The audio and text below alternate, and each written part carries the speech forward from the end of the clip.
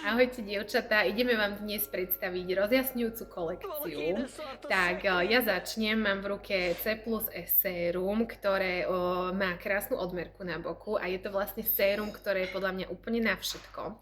Obsahuje vlastne 3 formy vitamínu C. Jeden z toho je ako keby čistý vitamín C, ktorý je na obnovu pokožky, takže to si myslím, že využijeme každá.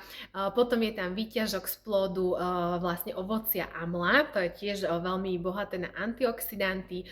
No a je tam vlastne taký derivát vitamínu C, ktorý sa dostane akoby na miesta pokožky, kde sa ten iný vitamín, bežný vitamín C nedostane. Takže je to naozaj v takej trojitej sile. No a vitamín E je ako keby vitamín krásy, ktorý zase nám pomáha zmierňovať vrásky.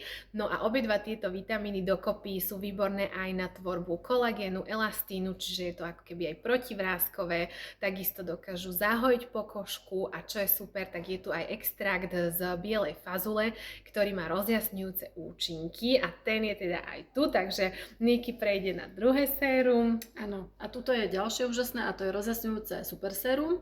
Toto je skvelý dermokozmetický prípravok a vlastne na rozdiel od regeneračného séra C plus E, tak tu vlastne máme 3 kľúčové zložky. Jednak je to kyselina ferulová, ktorá vlastne je veľmi silným antioxidantom a chráni našu pokožku pred vonkajšími vplyvmi, ktoré vlastne môžu spôsobovať potom práve tie nejednotnosti v pokožke.